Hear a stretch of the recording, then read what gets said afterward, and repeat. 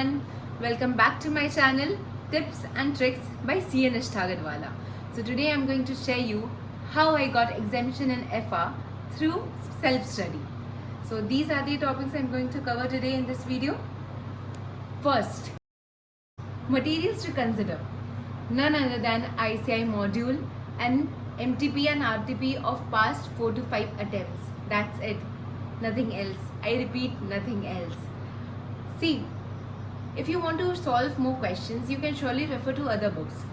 But तुम ही सोचो ना, 10 बुक को सॉल्व करने से बेटर है एक बुक को तुम 10 बार सॉल्व करो. Quality over quantity. Simple. Let me tell you one thing. 90 to 95% of the questions come directly from ICI module, MTP or RTP. Even if the paper is tricky one or a difficult one ना, 40 to 50% of the questions हमारा ICI material से ही आते हैं. तुम कोई भी past question उठा के देख लो, क्वेश्चन पेपर उठा के देख लो FR का जो डिफ़िकल्ट हो, उसमें 40 to 50% क्वेश्चन हमारा ICI मॉड्यूल से ही डायरेक्टली है.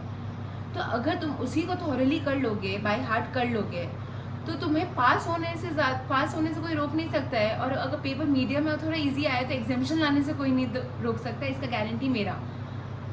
Just ICI, stick to ICI module, past MTP and RTP, that's it. Moving on, if you are referring to some other tuition book or some other teacher's book, कोई दिक्कत नहीं है. You can mark the questions जो ICI का material में है and give them priority. First, let me tell you one thing कि I'm not a teacher or I'm related to some coaching or institute. I was also a student just like you all 4 months back. तो मुझे पता है students को ये चाहिए कि ये नहीं चाहिए कि भाई तुम ये भी कर लो, वो भी कर लो, वो भी कर लो. उन्हें ये चाहिए कि भाई कोई उनको बता दे कि तुम एक चीज़ ही करो तो उससे वो इनफ है क्या.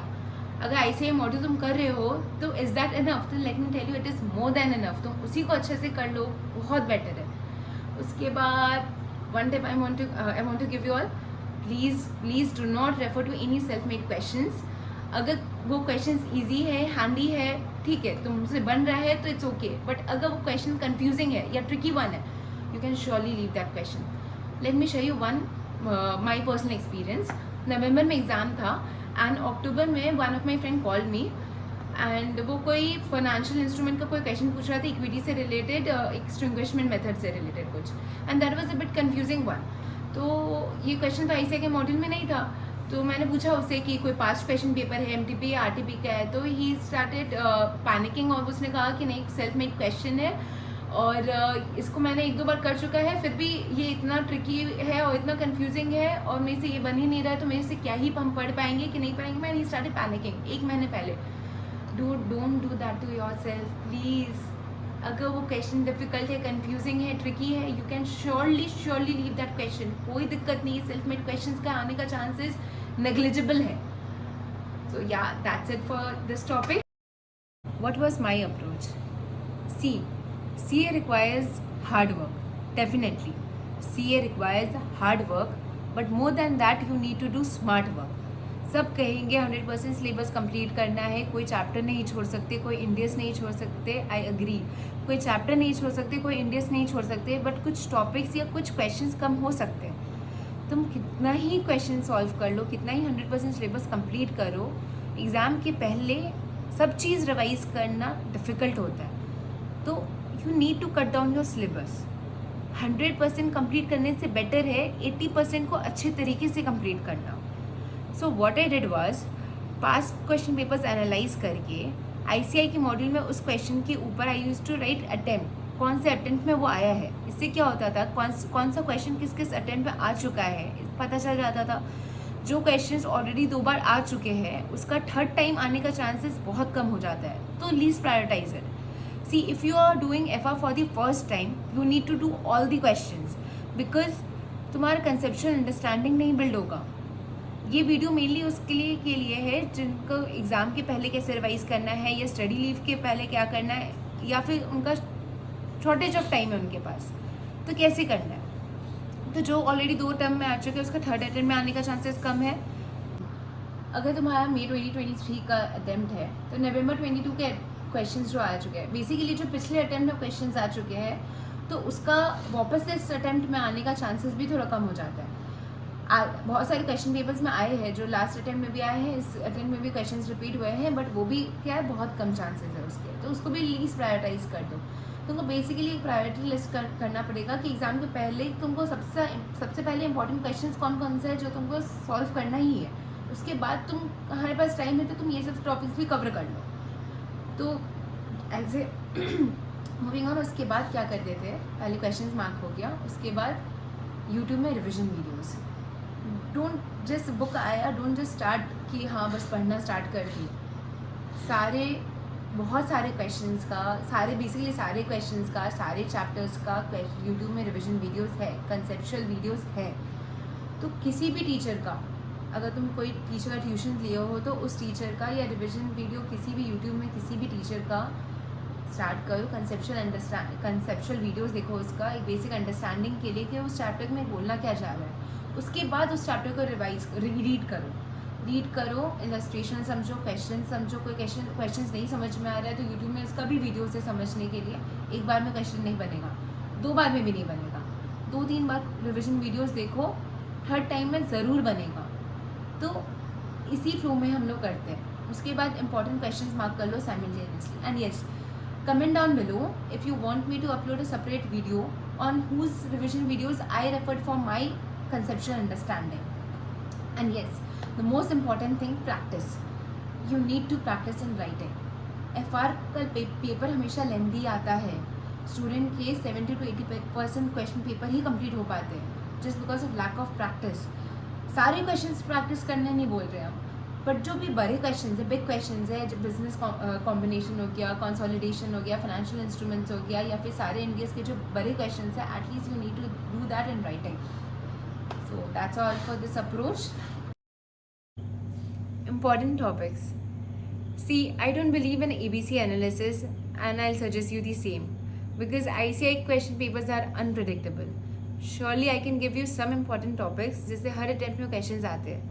Those are Indias 115, 116, 103, 110, 109, 19, 102 and analysis of financial statements. You can prioritize these topics, but इसका ये मतलब नहीं है कि तुम बाकी को छोड़ दो। बिग चैप्टर्स के लिए जैसे फाइनेंशियल इंस्ट्रूमेंट्स हो गया, बिजनेस कॉम्बिनेशन हो गया, कंसोलिडेशन हो गया, you can surely leave the small questions क्योंकि इससे बड़े क्वेश्चंस ही आते हैं। तो जो टेस्ट योर नॉलेज के क्वेश्चंस है, बैक क्वेश्चंस हो गया, बीच के कुछ इलस्ट्रेशंस जो बड़े क्वेश्चंस है, you can only do that. बचा हुआ छोटा क्वेश्चंस तुम छोड़ सकते हो।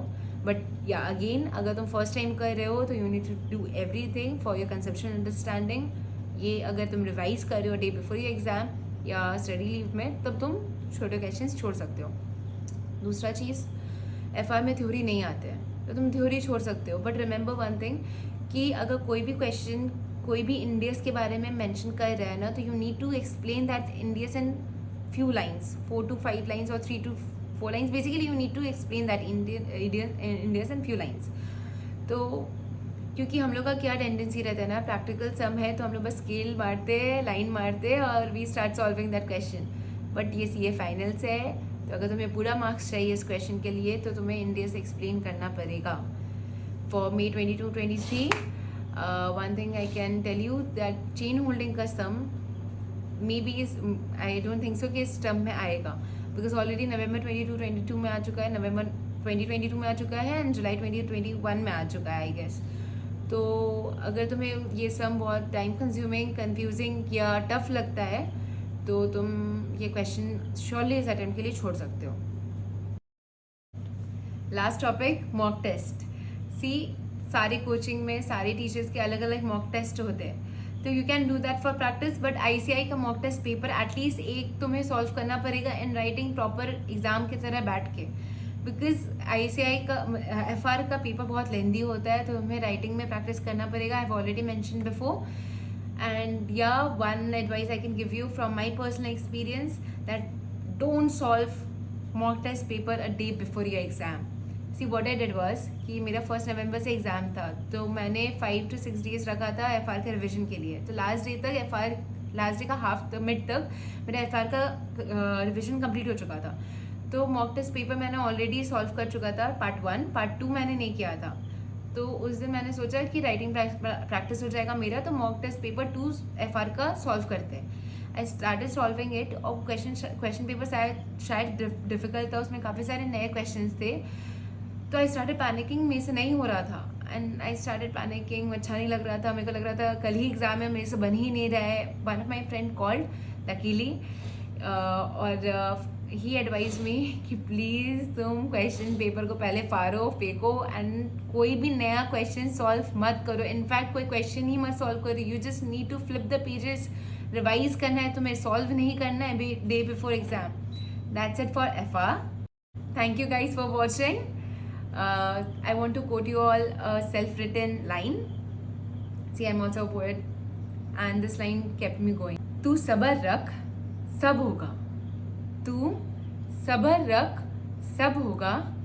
आज नहीं तो कल तेरा भी वक्त होगा। Thank you guys. Please do like, share, comment, subscribe my YouTube channel to keep me motivated. Thank you. Bye bye.